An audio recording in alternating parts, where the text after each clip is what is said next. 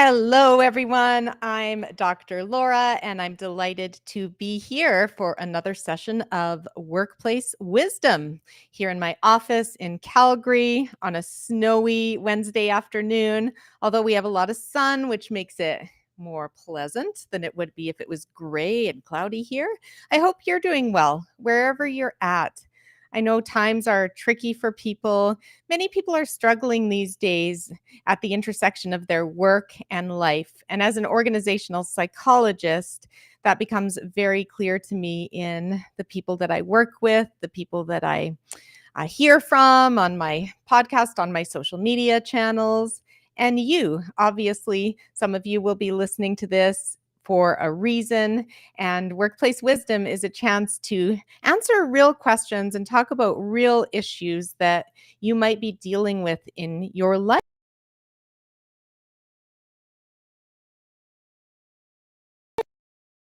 Them as Workplace Wisdom. And I'm also excited about my new book that's coming out January 13th. So I'll take a moment to share that because it's on my mind a lot. It's I Wish I'd Quit Sooner: Practical Strategies for Navigating and Escaping a Toxic Boss. And it comes out on all the book platforms. It's sold in, soft cover books, in ebooks, in audiobook formats, on Audible. All of it will launch on January 13th, 2026. And I chose to focus on this topic because I'm seeing way too many toxic workplaces. And toxic workplaces can be a result of managers and individual contributors and anyone. However, it's the management, it's the leadership that has the greatest impact on making changes to this. And if you're a toxic manager, you impact many lives. And that's why I chose to focus my research program as well as this upcoming book on the topic of how you get through it, how you navigate it, and how you get out of this situation and then recover after, because it is quite a recovery period that people have to go through. And I've seen it firsthand. I've seen the erosion of confidence, the erosion of one's health and well-being, and their work productivity going down, their ability to think clearly going down, their sleep being impacted in major ways. And it is just so terrible to see these impacts. And I really hope my book has a real ability to help people. So, workplace wisdom. There's a question from one of you, and all the questions are anonymous because I know that these types of issues, especially when you're still working in the organization, are vulnerable to be asking, and you do not want to put yourself at risk in any way. So, one question that came up from someone is, they say they have a toxic boss who they think is a narcissist, and the narcissistic boss is basically leaving them out of things and not including them in things that they used to be included in. And when this person brings up wanting to be included in something, the toxic boss just sort of placates them or brushes them off, makes an excuse, doesn't take the time to explain why they were left out of that project or that committee. It just happens. They're gradually turned off or muted. They're disincluded. And this is something that I see happen with a number of toxic boss personas. And one of them is the narcissist for sure. But another one of them is the great divider that has their favored people and their non-favored people. So the people who get all the great work and the projects and the attention and who are included are the favored ones. And if you find yourself in the unfavored category, it's very difficult to deal with that. It's very hard. And if the boss is truly a toxic boss and you give them the feedback or the questions or letting them know that you feel left out, they'll often make excuses readily for this. Well, I know you're busy with other things, and I wanted to give this other person an opportunity. You had this opportunity last year. So they'll have a ready number of excuses. They won't often change their decision. So they won't often say, "Thank you for bringing that up. Yes, we'll get you back on that project. That was my oversight." That's what a non toxic boss might do. But a toxic one, no way. They will make the excuses. They want you to feel invisible and they will work towards doing that. And as as much as I like to say, give them the feedback, state your needs. I think that's important early on until you actually know that it's a toxic boss. Once you're pretty sure that it's a toxic boss, and my book gets into this, how to identify if you're actually working for a toxic or a difficult boss. If it's actually a toxic boss, that's not going to work. And one of the things that can work is stroking their ego. So giving them lots of compliments, just giving them attention, asking how you can help them, really try to make them shine. But if the boss has already been focused on making you invisible and on putting you into the out group and whatnot, even the stroking the ego or sucking up will not work. It just doesn't work. But that tends to be the only way to cope with a narcissistic boss. They need to be the center of attention and it is all about them. It is not about you. It's not about your needs. It's not about your career. It's not about any of those things. It is about them. So, thank you for asking that question. I'm sorry for what you're going through. It is brutal when you're in it. It is really, really brutal. And oftentimes, my clients feel trapped. They feel that there are only two choices, to stay or to quit. And the quitting terrifies them. What if I can't get another job? I have all these benefits or shares that I'd be giving up. I have my pension that I'd be giving up. And it's just really terrifying to think of leaving that. It's earth shattering for them to even think that. So then they feel trapped in the situation. But there are actually another 4 different options that people have, and I go through those in the book. So there's 6 different options in total. Staying or quitting are only 2 of those 6, which is why the book's going to be super helpful to anyone who's navigating this. And I've had some of my clients test out the book and they're finding it really helpful. If you go on to drlaura.live/books and you scroll down, so drlaura.live/books, you scroll down and there is a pre-order ability. So if you pre-order this book, you get an exclusive set of 3 videos where I coach and walk you through the difficult and tough questions about navigating a toxic boss to ready you for when your actual book arrives. And I have a workbook and journal prompts and things that you'll get for pre-ordering. So again, I hope that you go onto that website, drlaura.live/books, and check that out. So another question is from someone about burnout. And burnout is another topic that I find myself speaking on a lot. It's a topic that's impacting many people. I would be comfortable and saddened to say that we're in a burnout epidemic right now. And the question that came in is, "Hi, Dr. Laura. I think I might be burning out, but I keep telling myself it's just busy season. I'm constantly checking my email at night, skipping lunches, and I can't remember the last time that I didn't feel exhausted. I love what I do, but I don't know how to slow down without letting people down. How do you actually know when you're burnt out? And what can you do if you can't just take time off?" That is a wonderful question. So, thank you for asking that question. So, when it comes to burning out, burnout is an end stage. So, burnout, when you're actually burnt out, you are not able to function. You are not able to do your work effectively. You are at an end state of being ill. So, we don't want you to burn out. And you may be on the path to burnout when you have chronic workplace stress that goes unaddressed. So, all workplaces have stress. Being a human being is stressful because life is unpredictable. There are curveballs, And some days you're the dog and some days you're the hydrant. I love that saying. It makes me laugh. I used to have a sign along those lines. So on days when you're the hydrant and you just feel like everything's going wrong, and it can be tech issues, it can be financial struggles, it can be a difficult client or customer, it can be one of your direct reports, whatever it is, you're going through a challenging day. But that day is a day, and the next day may be better. And it's a matter of how you fill your own bucket. You fill your own energy reserves day by day, week by week. Are you getting any physical exercise? If the answer is no, that's a problem. The physical exercise is super important to burnout prevention. And that can look different ways for different people. That can look like a walk, a 20-minute walk after dinner. That can be a good form of exercise. Some people, it can be a yoga class, strength training. When you can do it outdoors, it's great, by the way, because then you get the benefits of vitamin N, which is vitamin nature. So, are you being physical? Are you getting enough sleep? I'd say sleep is number one. Sleep is king. Do you have healthy sleep routines?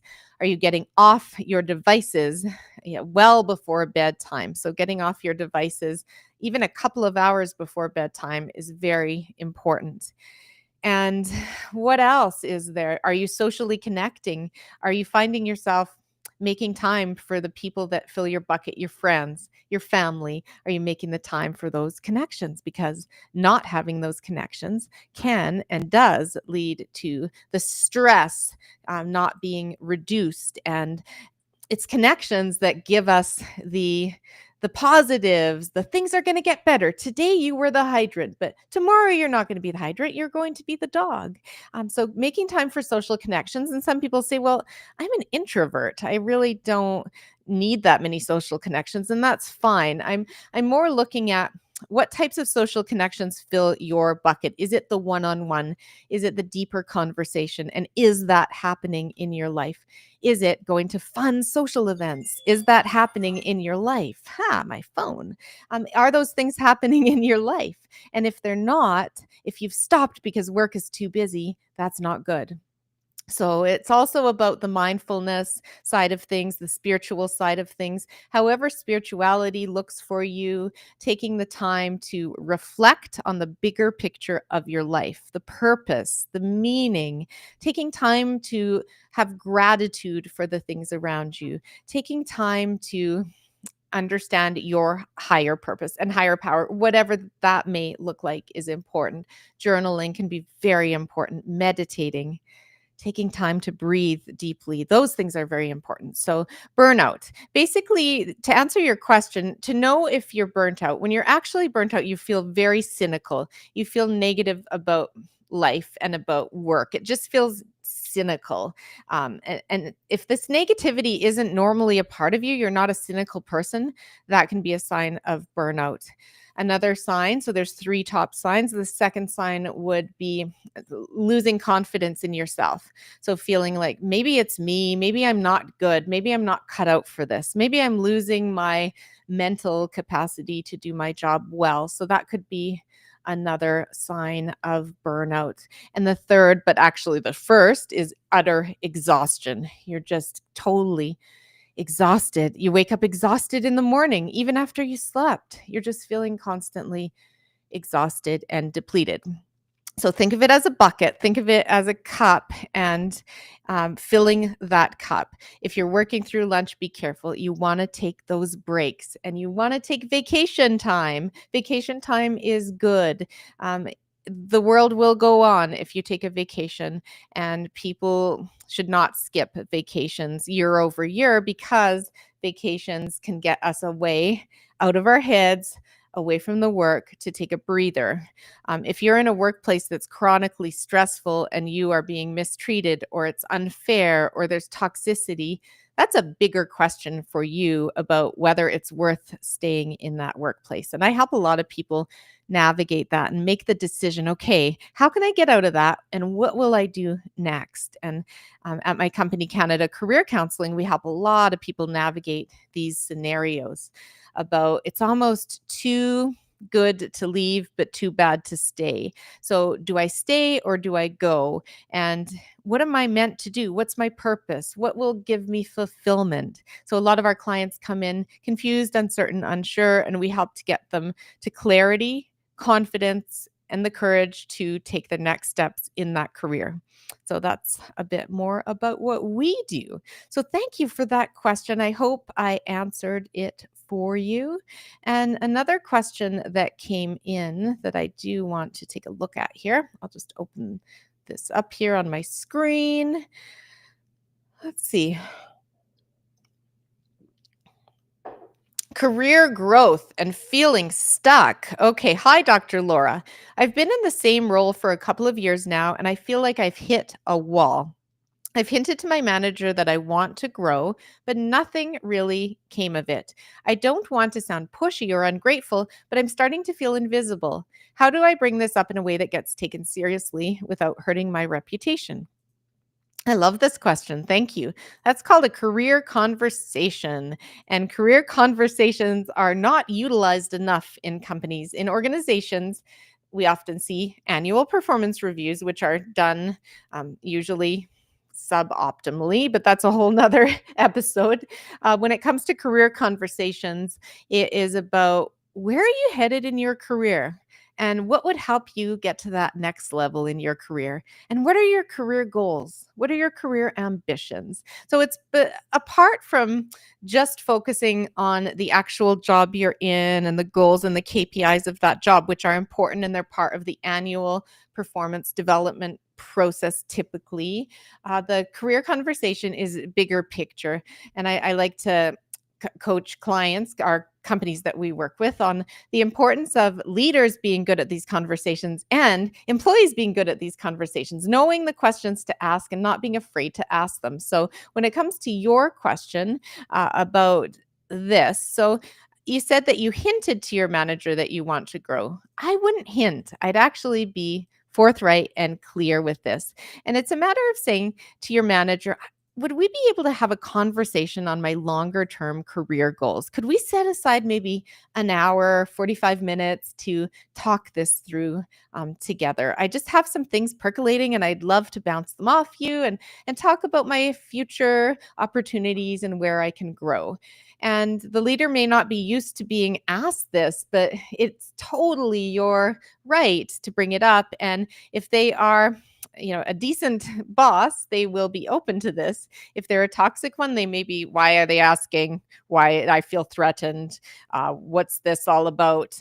But most leaders will say, sure, we can sit down and talk about this. The fear that the leader tends to have is, darn it, I don't have any room for upward mobility. There's not a next step, and I don't want to lose this person. So they put off that conversation. And in fact, putting off that conversation is not a good idea because it's better to have the conversation and to be open about it.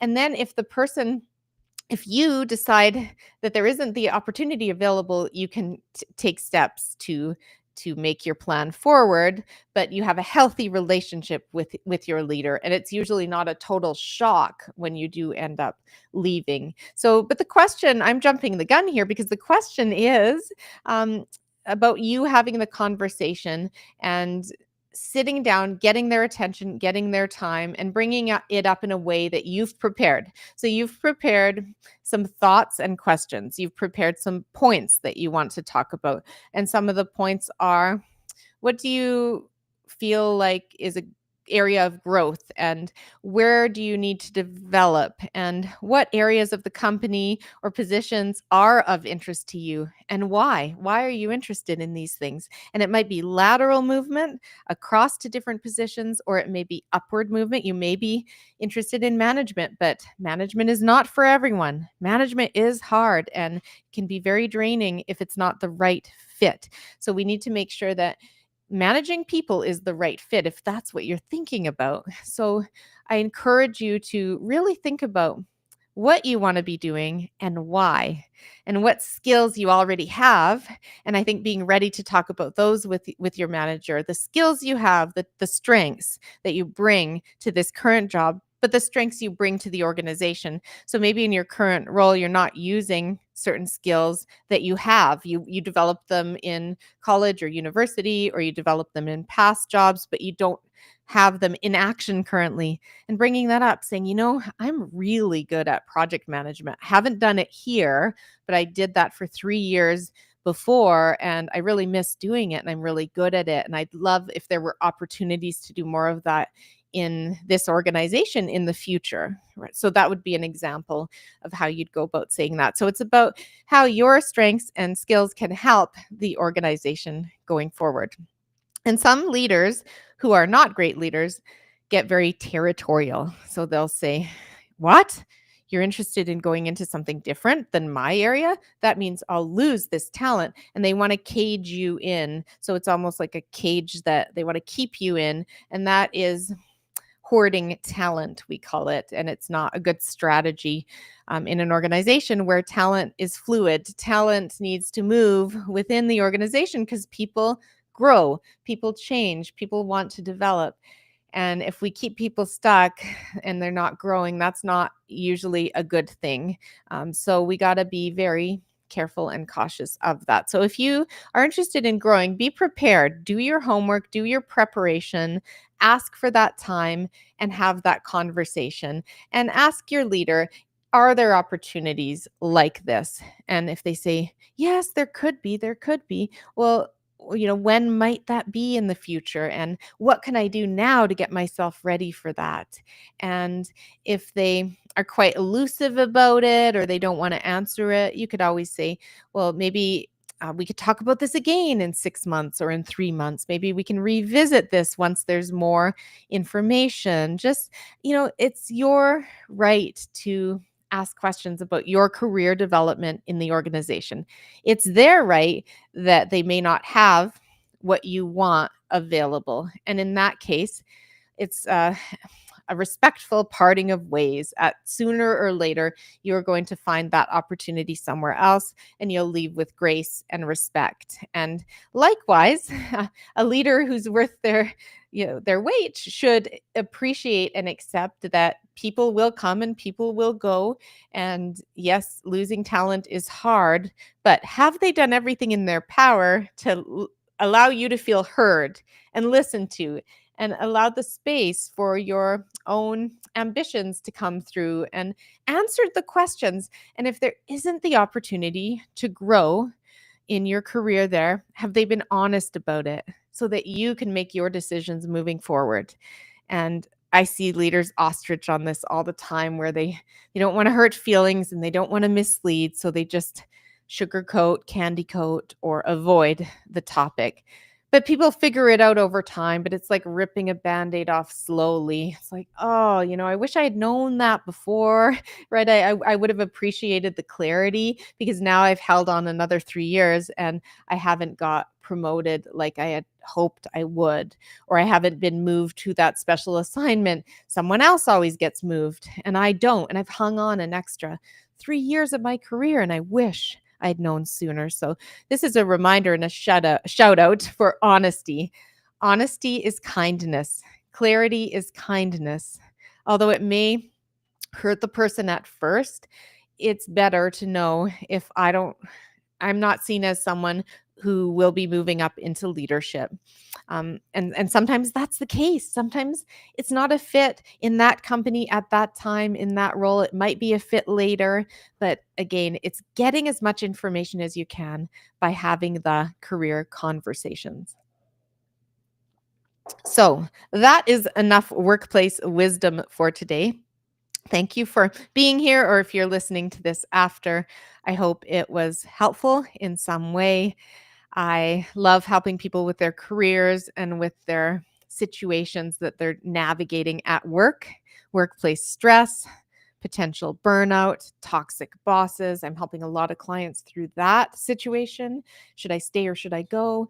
And a whole bunch of other things. I mean, whenever we have humans at work, we're a human being who happens to be working, and work is complex, and organizations are dysfunctional at times, and There's also really healthy organizations out there, and there's healthy workplaces and great teams and great bosses. And I just want to do a shout out to all those bosses who are doing what they need to do, making people feel heard, helping people grow, helping support people through a difficult time. All those things will pay off in spades in the future. So thank you and a shout out to those bosses.